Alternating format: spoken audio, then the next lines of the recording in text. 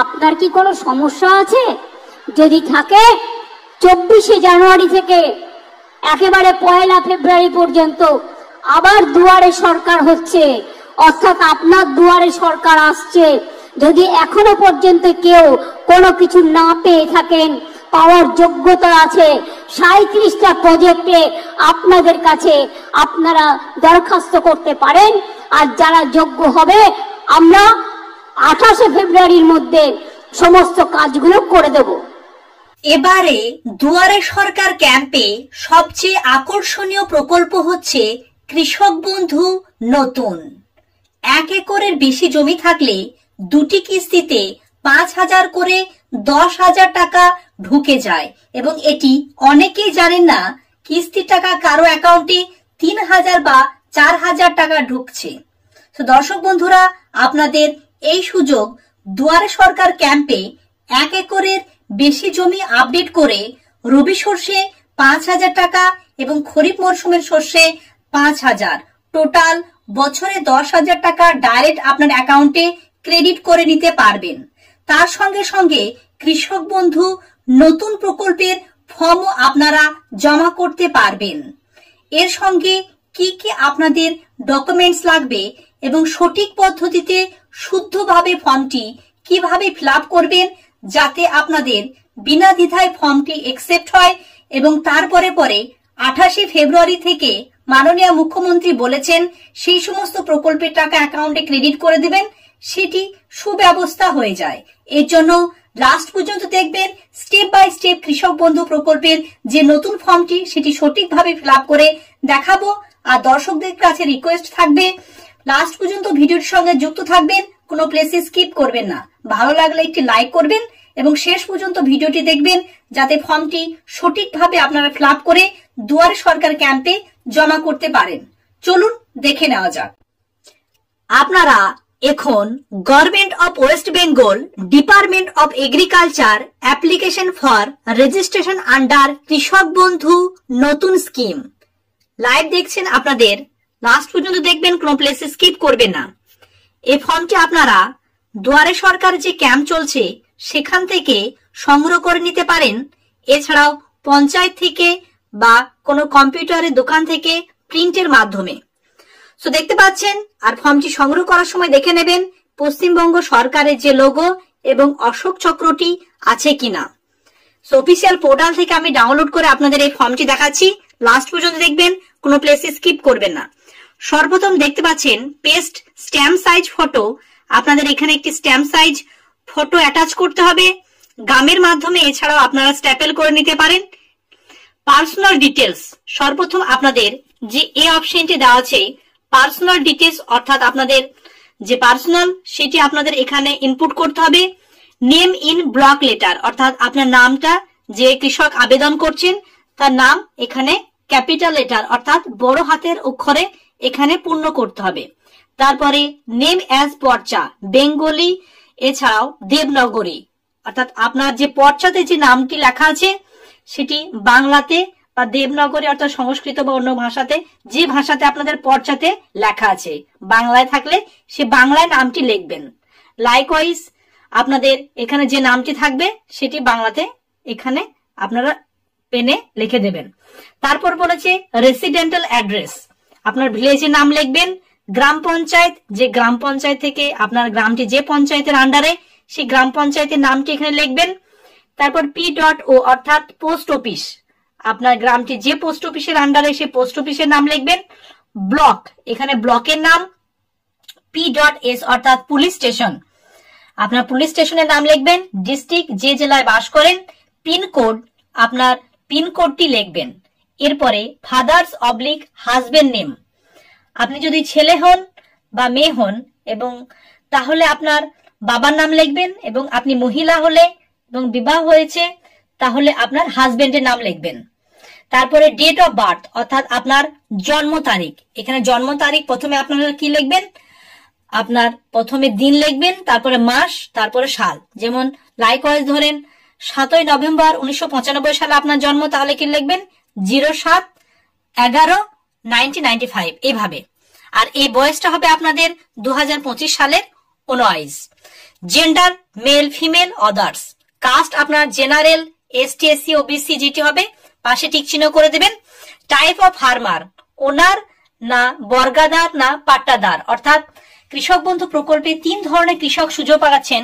যে আপনার নিজস্ব জমি আছে বলে আপনি পাবেন এমনটা নয়, আপনি যদি ভাগ চাষি হয় বা বর্গাদার হয় তাহলে আপনারা এর সুযোগ দেবে। আপনার এর জন্য আপনাদের কিছু করতে হবে, যেটা আমি ভিডিও লাস্টে বলে দেবো। আপনাদের কিছু শর্ত ফিল আপ করতে হবে।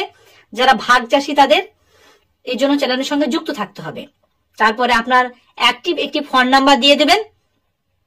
আধার কার্ডের নাম্বার ম্যান্ডেটরি, ভোটার কার্ডের নাম্বার ম্যান্ডেটরি, অর্থাৎ আধার এবং ভোটার কার্ডের নাম্বার আপনার দুটোই লাগবে।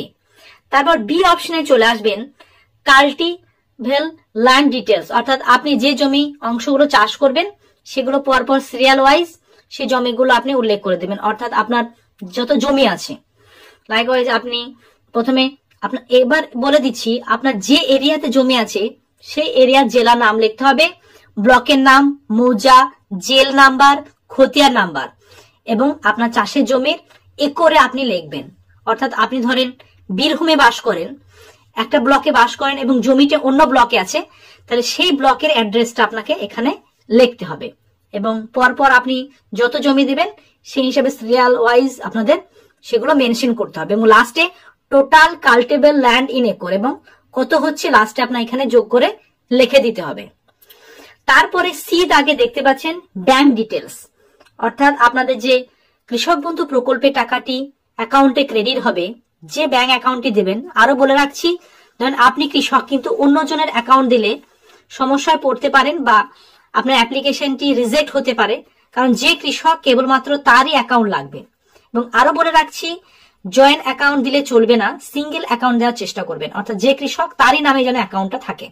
তাহলে name as per bank account, bank অ্যাকাউন্টে যে নাম আছে অর্থাৎ যিনি আবেদন করছেন, অ্যাকাউন্ট নাম্বার, আইএফসি কোড, অর্থাৎ আপনি আইএফসি কোডটা আপনার ব্যাংক অ্যাকাউন্টের যে অ্যাকাউন্ট নাম্বার থাকে সেই প্রথম পেজে সেখানে লেখা আছে, ব্যাংক নেম, ব্রাঞ্চ নেম, আপনার যে ব্যাংক থেকে আপনি অ্যাকাউন্ট করেছেন সেখানে আপনি ইনফরমেশনটি পেয়ে যাবেন। Type of account, saving account, current account, বেশিরভাগ সেভিংই হয়, সেভিং এ আপনারা টিক চিহ্ন করবেন।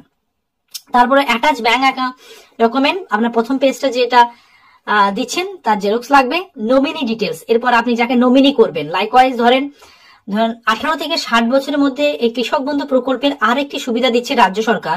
18 থেকে 60 বছরের মধ্যে কোনো কারণবশত কৃষকের মৃত্যু ঘটলে যার কৃষক বন্ধু প্রকল্পের নাম আছে, তাহলে যাকে নমিনি করে যাবে সে 2 লক্ষ টাকা পাবে। বুঝতে পারছেন তো? সেই জন্য নমিনিটি খুবই ডিটেলসে সঠিকভাবে ভরার চেষ্টা করবেন।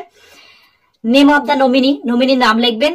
রিলেশন উইথ অ্যাপ্লিকেশন, অর্থাৎ তার সঙ্গে আবেদনকারীর রিলেশন কি, নমিনিজ ফাদার হাজবেন্ড নেম, নমিনির বাবার নাম বা তার হাজবেন্ডের নাম, ডেট অফ বার্থ লিখতে হবে, সেই হিসাবে তার এজ কত হচ্ছে, নেম অফ গার্জেন এবং গার্জেনের নাম লিখতে হবে যদি তার বয়স 18 বছরের কম হয় তাহলে।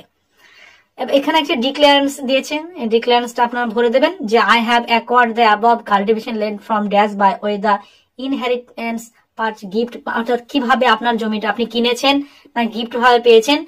আর আপনার যদি কেবি আইডি থাকে, অর্থাৎ যিনি নমিনি আছেন তার কেবি আইডি যদি থাকে কেবি আইডি লিখবেন। এছাড়াও অ্যাপিক আইডি অর্থাৎ ভোটার আইডি, আধার আইডি এগুলো লিখতে হবে, অর্থাৎ যে নমিনি আছে তাকে এটা ফিল আপ করতে হবে। তারপরে অ্যাপ্লিকেশন অফ সিগনেচার, যিনি আবেদন করছেন তার সইটা এখানে দিয়ে দিতে হবে।